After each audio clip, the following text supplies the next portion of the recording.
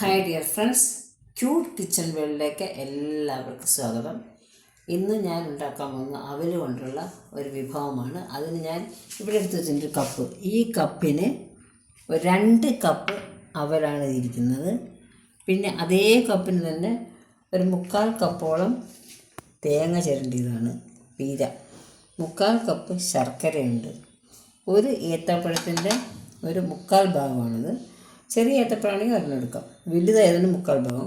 കുറച്ച് ജീരകം ഇരിപ്പുണ്ട്, അല്പം, അതായത് 1/4 ടീസ്പൂൺ ജീരകം, ഒരു 1/4 ടീസ്പൂൺ ഏലക്ക പൊടിച്ചതല്ല, ഞാൻ ചതച്ചേ ഉള്ളൂ. ഇത്ര സാധനമുണ്ട്. നമുക്കിത് എങ്ങനെ ഉണ്ടാക്കണമെന്ന് നോക്കാം അല്ലേ. ശരി, അവൽ ജാറിലിട്ടിരിക്കുകയാണ്. ഞാൻ പൊടിച്ചുകൊണ്ട് വരാൻ പോവുകയാണ്. അവൽ ഞാൻ പൊടിച്ചുകൊണ്ട് വന്ന് ചെയ്യേണ്ടതാണല്ലോ. അവൽ പൊടിച്ചതാണ്. നല്ല മിനുസമായിട്ട് പൊടിക്കണമെന്നില്ല, ഒന്ന് ചെറുതായിട്ടൊന്ന് ഒരു റവ പാകത്തിന്. ഇനി ഞാൻ ചെയ്യാൻ പോണത്, എടുത്തു വെച്ചിരുന്നല്ലോ ഒരു പഴത്തിൻ്റെ 3/4 ഭാഗം, അത് ഇതിലോട്ടൊന്ന് നമുക്ക് ക്യാപ്പ് ചെയ്തിടാം. പഴം കണ്ട, പഴം നന്നായിട്ട് ഗ്രേറ്ററിൽ വെച്ചെടുത്തിരിക്കുകയാണ്. ഇനി ഇത് രണ്ടും കൂടെ നമുക്ക് മിക്സ് ചെയ്യാം. നന്നായിട്ട് മിക്സ് ചെയ്യാം.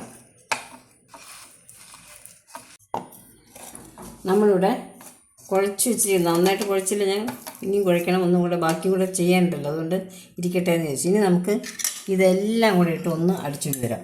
ഏതൊക്കെയാ? ഏലക്ക, ജീരകം, തേങ്ങ, ശർക്കര.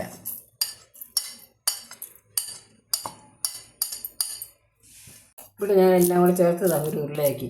ഈ കാർത്തികയ്ക്ക് ഞങ്ങളുടെ ഇങ്ങോട്ടൊക്കെ കാർത്തികയ്ക്ക് എന്ന് വെച്ചാൽ തരളിയപ്പം അറിയാലോ, അതുണ്ടാക്കും. അപ്പോൾ ഈ തരളിയപ്പത്തിൽ നമ്മൾ സാധാരണ മറ്റേ മാവല്ലേ, അതിന് വരെ ഇതിട്ടാലും നല്ല രസമായിരിക്കും. അല്ലാതെ നമുക്ക് ചുമ്മാ ഇത് മാത്രം ഇങ്ങനെ ഇടാം.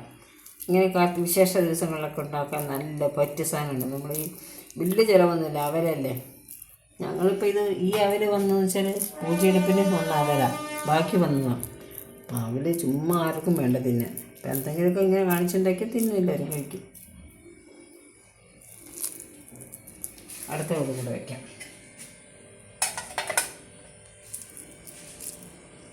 ഇതിന് നമുക്ക് ആവി വരട്ടെ, ഇത്രയേ ഉള്ളൂ. ആയിട്ട് സ്റ്റീം വന്നു തുടങ്ങി, കണ്ടോ പുക. നമുക്കിത് പതുക്കെ തുറക്കാം, ചൂടാണ്.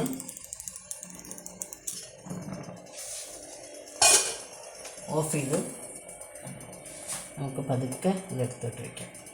ഭയങ്കര ചൂടാണ്.